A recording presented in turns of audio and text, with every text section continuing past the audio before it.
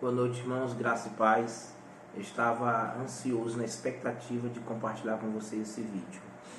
Eu estou muito entusiasmado com o que o nosso Deus está fazendo e vai fazer em nossas vidas, na vida da igreja e nesse mundo. A glória, a honra, o poder pertence ao Senhor.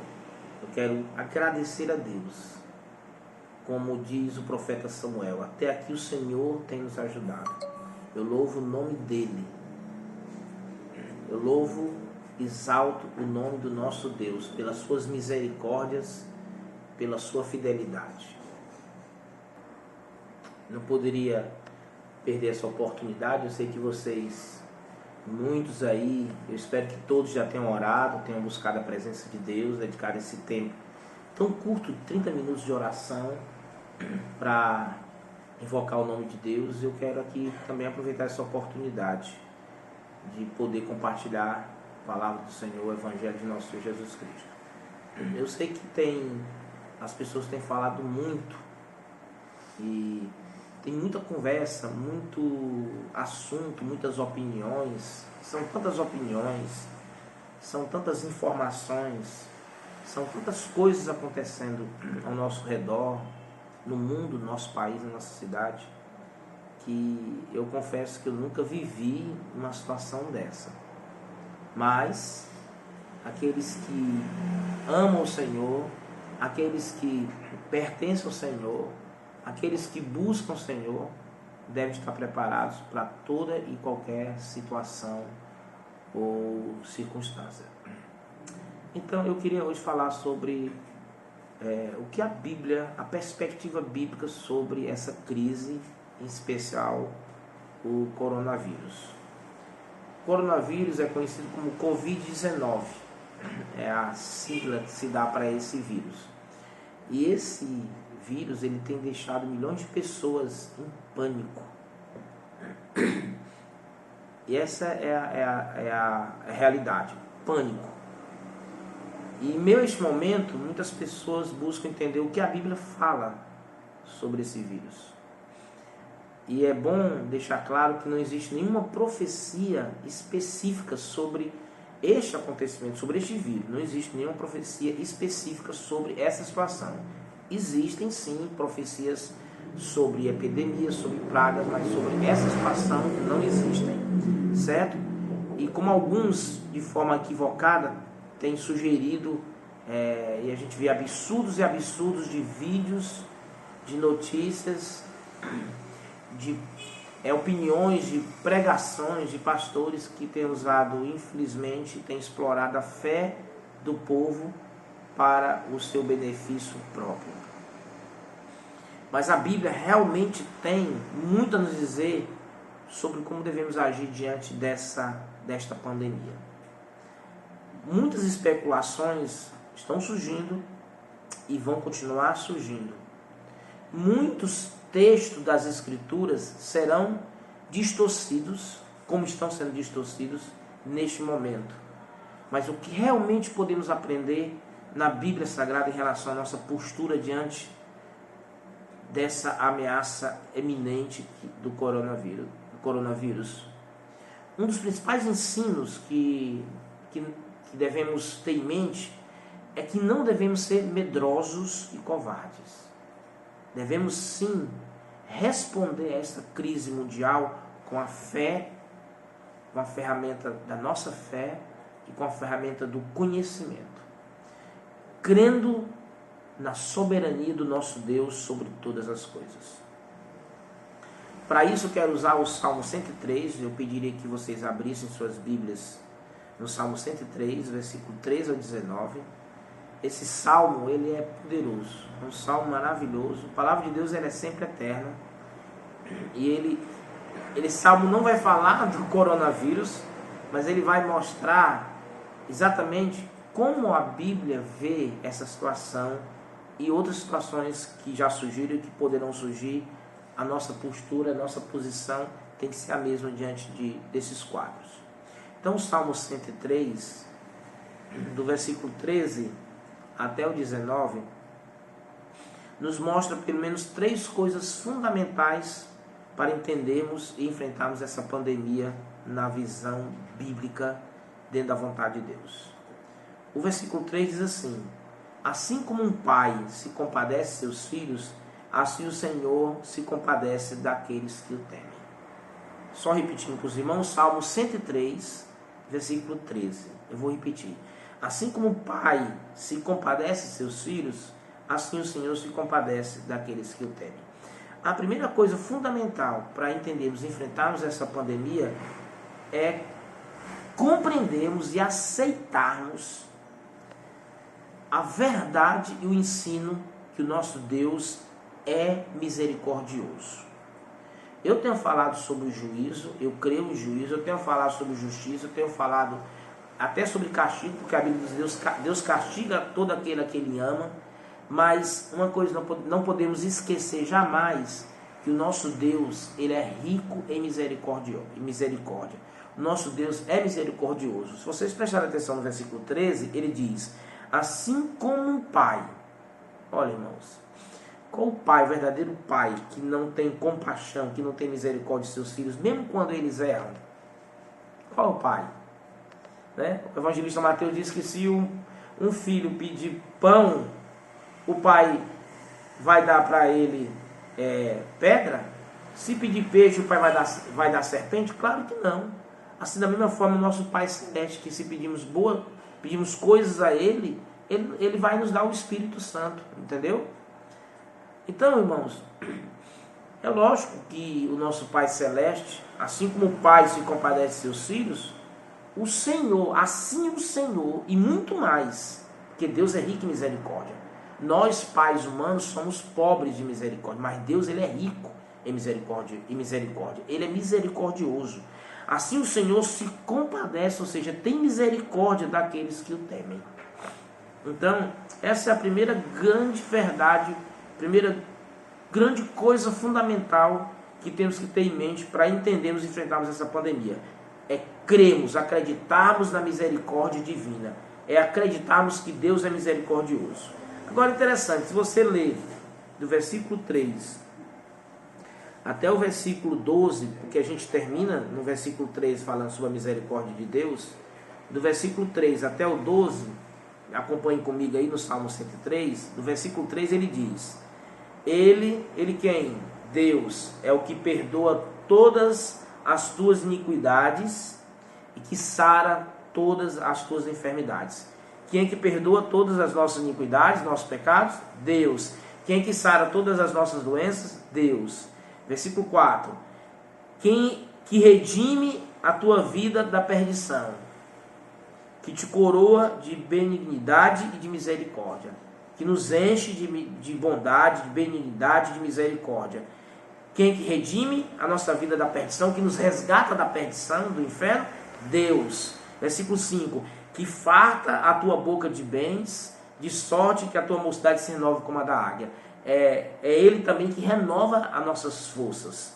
Versículo 6. O Senhor faz justiça e juízo a todos os oprimidos. Olha, Deus, o Deus misericordioso, Ele nos perdoa as nossas iniquidades, Ele sara a nossa enfermidade, Ele nos livra da perdição, nos redime nossa alma do inferno, Ele salva, perdoa os nossos pecados, Ele nos enche de misericórdia, de bondade, Ele nos farta a nossa boca de bem, supra a nossa necessidade, Ele renova a nossa força como águia. O versículo 7 diz que Ele faz conhecidos os seus caminhos, Ele fez conhecidos os seus caminhos a Moisés e os seus feitos ao filho de Israel, porque Ele é misericordioso e piedoso, é o Senhor. Assim como Deus foi no tempo da lei, irmãos, no tempo da lei, no tempo da escravidão, no tempo do Egito, no Antigo Testamento, mesmo Israel, mesmo não havendo a graça existindo, mas não tão evidente como hoje, nós encontramos o quê?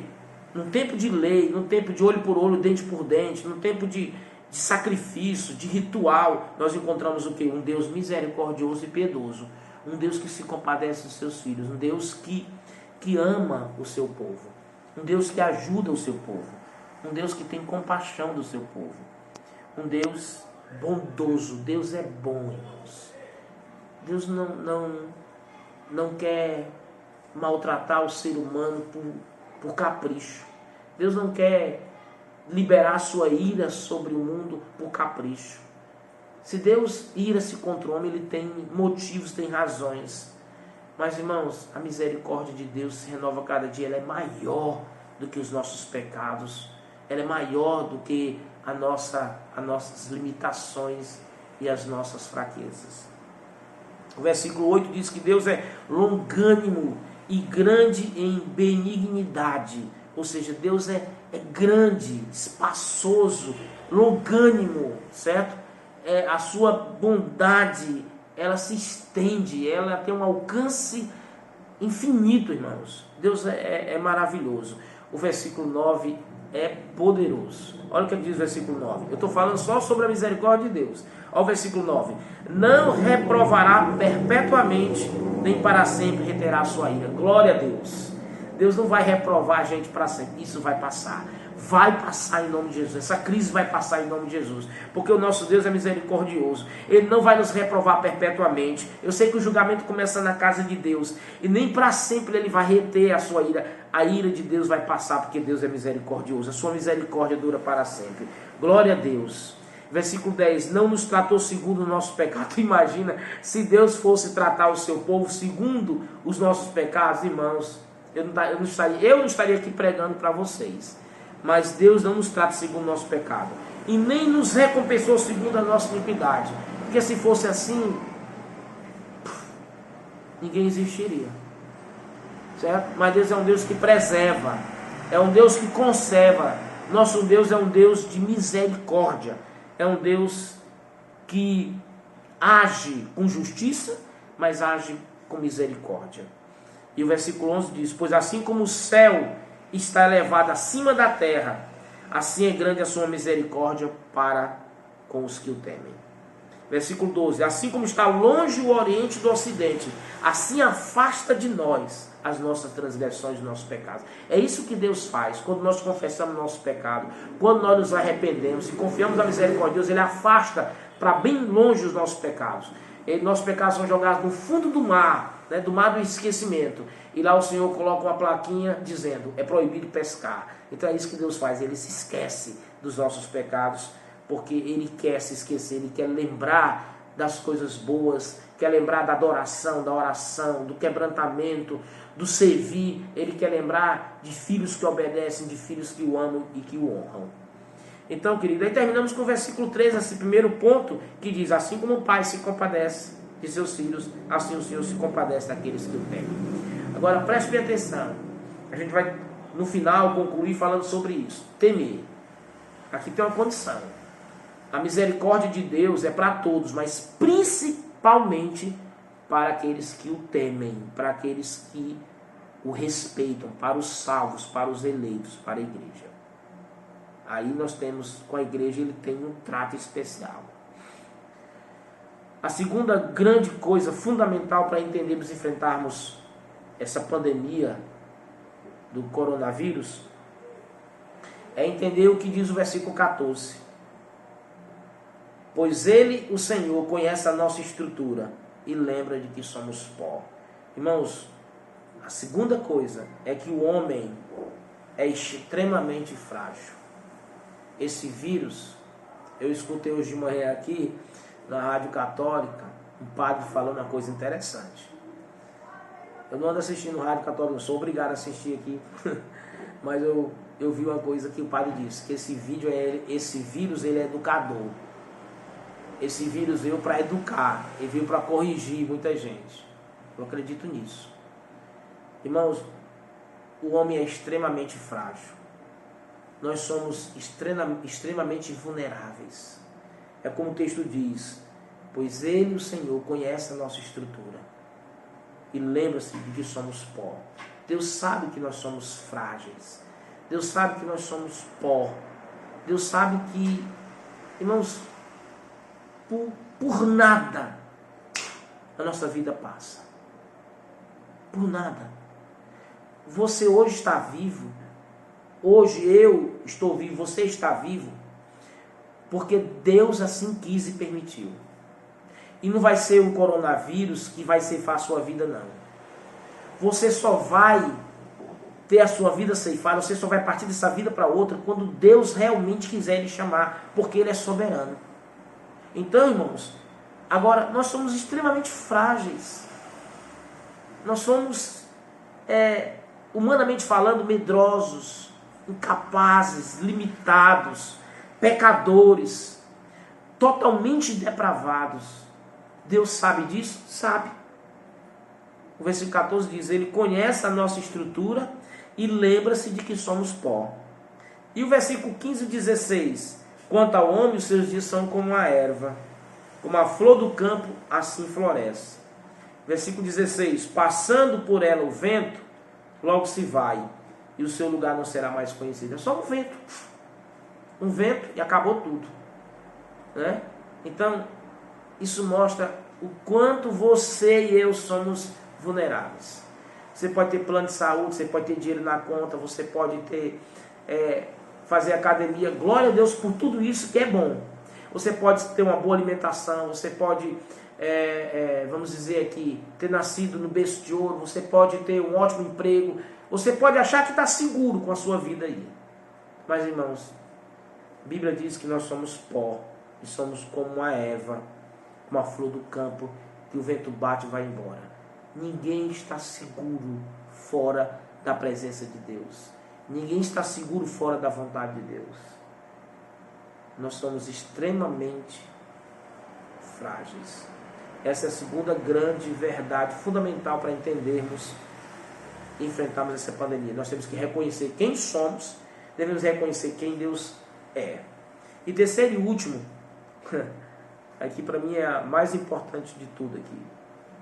Você pode até não entender a misericórdia de Deus. Você pode até não querer aceitar que você é extremamente fácil. Mas a terceira grande verdade, coisa fundamental, você tem que entender e tem que aceitar para poder enfrentar essa crise. Está no versículo 19, que diz assim: O Senhor tem estabelecido o seu trono nos céus, e o seu reino domina sobre tudo. Glória a Deus. Bendito seja o nome do Senhor. Que verdade maravilhosa, que doutrina, que ensino poderoso e fantástico. Irmãos, Deus está sentado na sala do controle do universo. E tudo, absolutamente tudo está sob o seu controle, o seu domínio. Nenhuma folha cai sem a permissão de Deus. Deus é soberano, Ele domina sobre todas as coisas. A sua vida está guardada, escondida em Cristo Jesus. Creia nisso, que Deus está no governo absoluto de tudo no universo. Está sobre tudo e sobre todos. Nada foge, nada acontece sem o seu controle. O coronavírus, nenhum vírus, nenhuma epidemia, nenhuma doença, nem nada pode atingir a Deus. Deus está no controle de tudo, na sala do controle do universo. Ele é soberano. Seus desígnios são poderosos, maravilhosos e fantásticos. Você pode entender agora, mas você vai entender um dia. Deus é soberano. Ele governa sobre tudo e sobre todos. Louvado seja o nome de Jesus. Eu quero concluir essa pregação, essa reflexão, essa mensagem,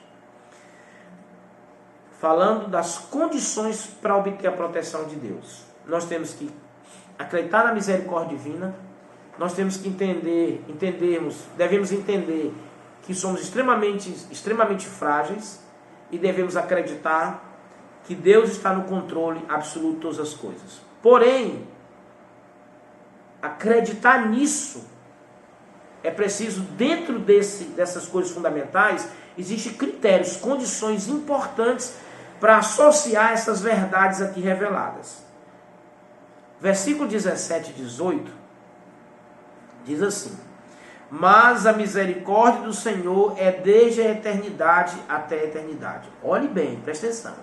Deus é misericordioso desde a eternidade à eternidade. Ou seja, Deus nunca deixou de ser misericordioso. Ele foi misericordioso no passado, Ele é misericordioso no presente e Ele será misericordioso no futuro. Deus foi, é e sempre será misericordioso. Porém, eu coloquei em negrito na minha Bíblia: a misericórdia do Senhor é desde a eternidade e até a eternidade sobre aqueles que o temem. Então, assim, por mais que eu diga que Deus é misericordioso com todos, eu só me dá fundamento bíblico para garantir um trato especial, um cuidado especial da misericórdia de Deus sobre aqueles que o temem. Eu não vou dizer que sobre aqueles que são já salvos, porque existem eleitos não salvos ainda, que vão se salvar. Mas aqueles que temem a Deus, Deus tem um compromisso, uma aliança de ser misericordioso com eles. Agora, aqui está a chave. Você teme a Deus? Porque se você tem medo do coronavírus e você não teme a Deus, você está em maus lençóis. Porque é até aceitável, de certo ponto, você sentir algum medo.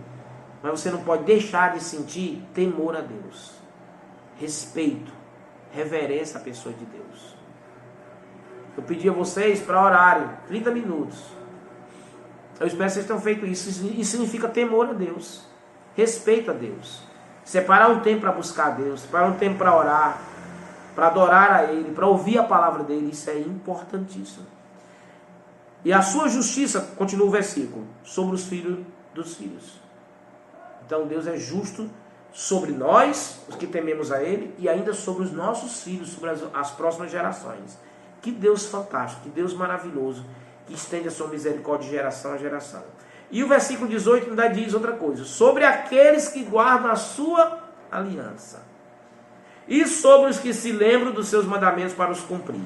Então nós temos aqui 3 coisas importantes, condições importantes para obter a proteção de Deus e usufruir da misericórdia divina. Primeiro, temer a Deus. Segundo, guardar a sua aliança. E terceiro, lembrar dos seus mandamentos. Como eu não tenho muito tempo para falar sobre isso, eu vou ficar no WhatsApp para responder como é que você teme a Deus, como é que você guarda a aliança e como é que você lembra dos mandamentos de Deus. Eu vou estar respondendo. Se alguém tiver dúvida sobre isso, e se alguém souber, pode compartilhar. O Regis, o Ednei, a Alderi, a Lorena, a Mônica, os demais irmãos que têm conhecimento, pode compartilhar esses textos aí, tá bom? A Neire, para poder compartilhar o que vocês entendem sobre isso. Mas é importante, para usufruir, para ter direito à proteção de Deus, a misericórdia divina, você tem que temer a Deus, guardar a aliança do Senhor e lembrar dos seus mandamentos. Do versículo 20 ao 22 diz que todos devem bendizer o nome do Senhor. Todos. Os anjos, os ministros, os sacerdotes e até as pessoas devem temer o nome do Senhor. Do versículo 1, versículo 2, que aí a gente tem do versículo 1 ao versículo 2, a gente tem mais duas recomendações. Mais uma recomendação, ele diz. Mais 2 recomendações, aliás. Versículo 1. Bendize a minha alma o Senhor, e tudo que há em mim bendiga o seu santo nome. Então, não é só bendizer a Deus de boca. Eu creio em Deus. Igual o religioso. Eu tenho fé em Deus. Todo mundo tem fé em Deus. Até os demônios creem e estremecem. Então, não é só bendizer com a boca. É a alma. É bendizer tudo que há em você. É bendizer com a boca e bendizer com o coração, com as atitudes. E o versículo 2 diz: bendize a minha alma, Senhor. Ele repete: e não te esqueças de nenhum de seus benefícios. Então nós temos temer a Deus, guardar a sua aliança, lembrar dos seus mandamentos, bendizer ao Senhor e não se esquecer de seus benefícios. Nós temos um sério problema de falta de memória. Aqueles que murmuram, aqueles que reclamam, esquecem os benefícios de Deus. E sabe qual é o maior benefício de Deus? A nossa salvação, irmãos. O perdão dos pecados. Sabe para onde você e eu estávamos indo? Para o inferno. O lago de fogo e enxofre. Esse era o nosso destino final.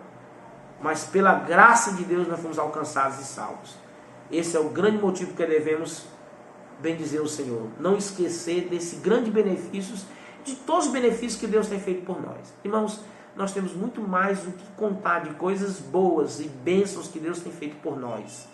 Proteção, livramento, suprimento, salvação, perdão de pecado, livramento de angústia, paz interior, tanta coisa maravilhosa que Deus tem feito. É verdade, algumas coisas têm acontecido na nossa vida que fugiu do controle, mortes, tragédia, doença, mas Deus é soberano. Ele sabe todas as coisas. pecado nos tornou mortais, mas a salvação em Cristo nos devolveu a imortalidade da alma. E um dia nós vamos reinar para sempre com Cristo. Não vai haver nem fome, nem dor, nem doença, nem tristeza. Nada vai existir. Seremos para sempre imunes eternamente de todas essas coisas.